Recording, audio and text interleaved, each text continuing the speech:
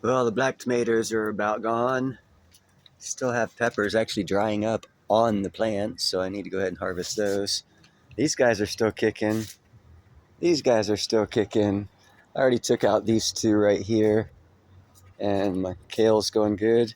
And my jalapenos, these are yellow jalapenos. Does that look yellow? Anyhow, those are my yellow jalapenos. My trumpet plants bloomed out. Another gorgeous day out here in California.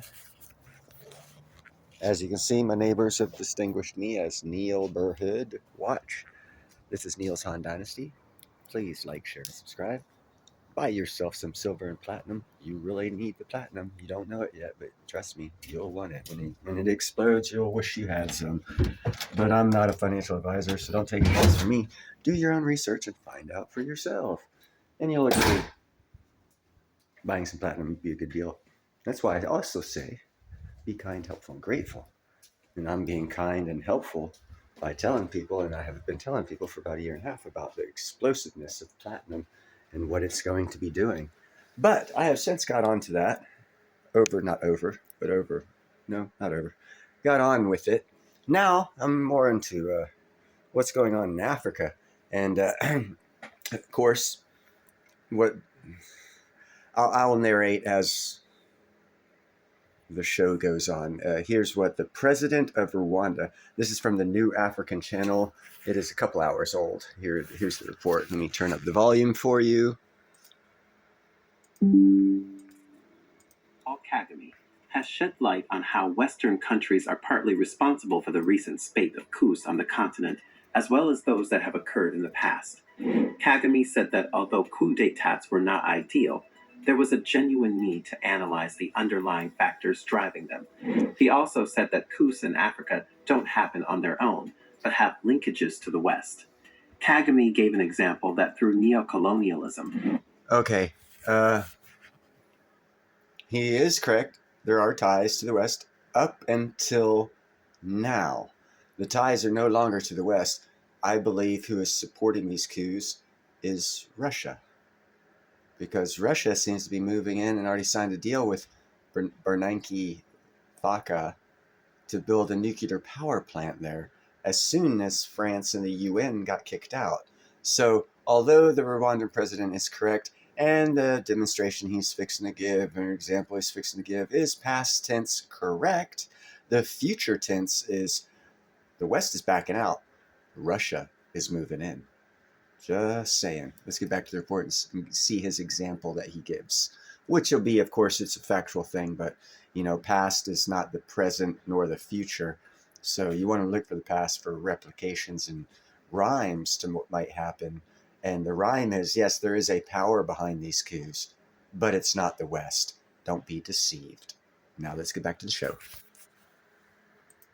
Western countries exercise an inordinate amount of control over African countries and are constantly dictating what our leaders should do and not do. The Rwandan president highlighted that when things go south, these Western powers simply jump ship and point fingers at African leaders for doing the very things they instructed them to do and not do, which backfired. He made these comments at the just-ended summit of the Three Basins held in Brazzaville, Congo from October 26th to October 28th, 2023. When we talk about coups, coup d'etats are a very bad thing. There's no question about it.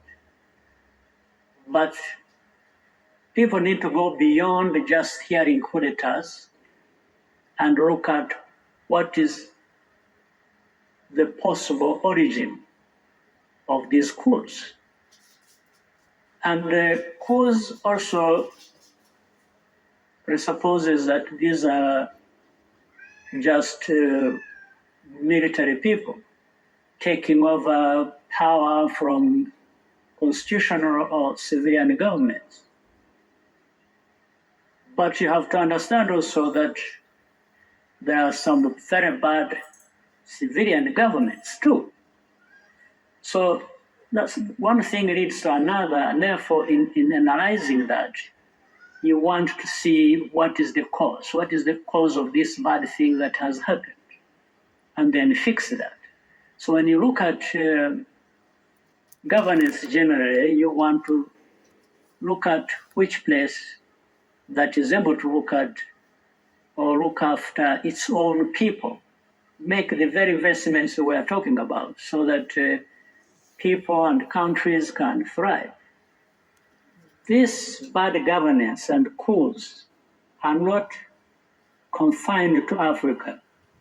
In fact, they have association with the interaction of the rest of the world, particularly those countries that, as of origin, as we know, were either the colonizers or, and even after colonial time, actually the sort of relationship between those who were colonized with the colonizers stayed in a different form and stayed affecting the people of the continent. One example is the incredible amount of control those people still exercise in the continent. You find those coups or bad governance happening on the watch of the very people who colonize those countries and still working with them as if nothing has happened. When things go wrong, of course, you are right to blame the Africans. I think for me, I would blame them for having allowed it in the first place. Bingo, he's right on target there for allowing it to happen in the first place. But see, now what everyone wants to do is they want to say, oh, evil West, evil West. Oh, you're so evil West. Yeah, no, we're not. We're the best thing that ever happened. You're fixing to see what evil East is when they take over Africa. It might look good for a little bit, but a couple of years, we call them communist China and communist Russia. The first word, communist, will dictate how things will happen in Africa when the communist East colonizes Africa. Might be a little financially better for the Africans, but trust me, the East will bleed them just like the West did. My hope for Africa is that they don't fall into Russia and China going in there and doing the exact same thing that the colonizers did. And I have a feeling that's probably what's going to happen because it comes down to weak leaders, greed, self importance. Nothing good comes from. Now, I am impressed with the little 34-year-old in Bernanke Fasco. He seems to want or be saying the right things, but I don't. It'll take a while for this to see the repercussions of what he's doing. But if he does what he says, that'll be kind of cool. But he also signed a deal with the Russians to build a nuclear power plant. So the West moved out, the East moved in. Which is the lesser of two evils? The one who has freedoms and doesn't project them to you, or the one that doesn't have freedoms and will project them to you? The future will dictate what happens, not me. I just bring you these reports. You guys have a nice night.